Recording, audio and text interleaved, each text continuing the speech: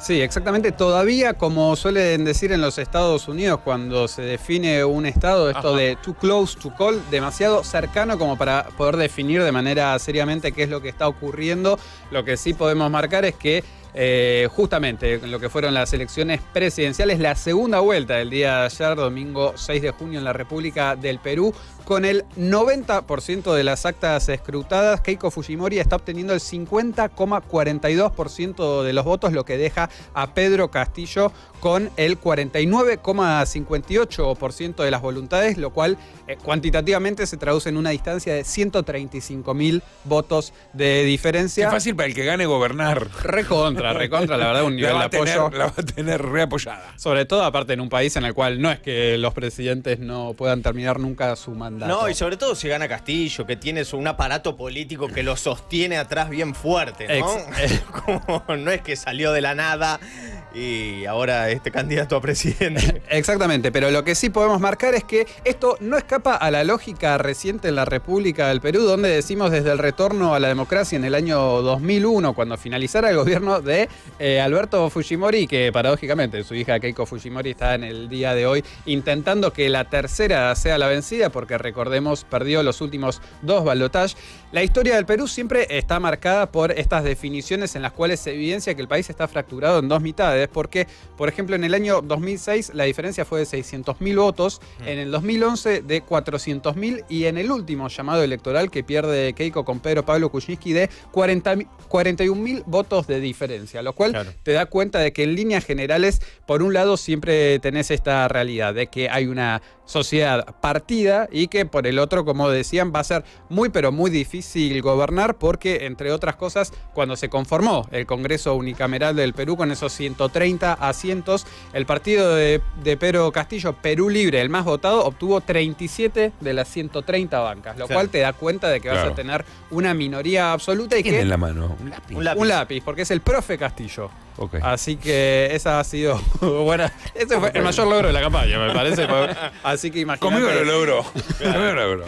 Yo ya lo estoy votando. Ahora 100.000 votos de diferencia, ¿no? Más o menos, entre uno y otro. 100.000 votos de diferencia, más o menos. Quedan todavía a escrutar el 10% de las actas. Ahí estamos viendo en pantalla lo que tiene que ver con la última actualización del Organismo Nacional y Político Electoral del Perú. Así que la realidad es que hay que desconfiar de cualquier persona que en este momento la esté navarreando, por así decir, y decirte quién va a ser el próximo presidente, porque hay una distancia muy pero muy cercana entre los todavía 2 candidatos y mucho por contar, cuando por lo general la tendencia suele ser también que las zonas rurales tardan más en contarse los votos y uno presume, al menos esta es la tendencia de las últimas horas, que el votante de Castillo se hace más fuerte. Se fue achicando. Exactamente, quizás la diferencia era de más ¿Cuanto o más menos, temprano mejor el voto o no? Para Keiko. Claro, ok.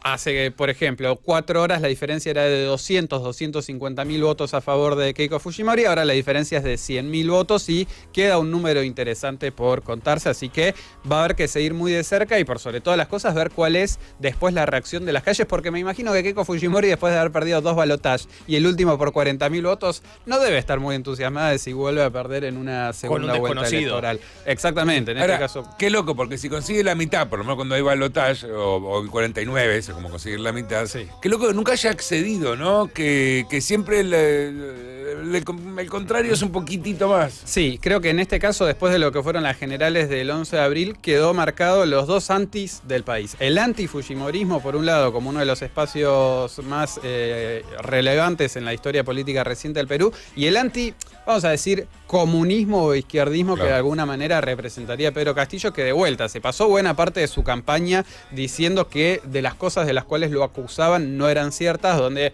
básicamente empezó el discurso que vos marcabas de, por un lado, el neoliberalismo, que es la tendencia de la República del Perú en las últimas décadas, y por otro lado esto que podría ser por primera vez en la historia un representante que, entre otras cosas, plantea quizás como presupuesto más polémico el convocar a una asamblea constituyente para reformar justamente la constitución vigente en el país del año 93, que también se sancionó durante el gobierno de Alberto Fujimori, así que está muy pero muy peleado lo que va a ser la definición presidencial. Y también que una vez definido quién es el presidente, que recordemos asume el próximo 28 de julio, día en el que el Perú celebra su bicentenario, los 200 años de independencia son nada más y nada menos el mismo día en el cual asume una persona que no tiene un respaldo político. San Martín, recuérdenlo siempre. Siempre en este caso a José de San Martín. Bueno, habrá que ver. Empieza el conteo ahí de cuánto tardan en destituirlo, porque esto en la República del Perú también hay que decirlo. Claro. De los últimos 6, 7 presidentes. Apenas asumís, empieza tu...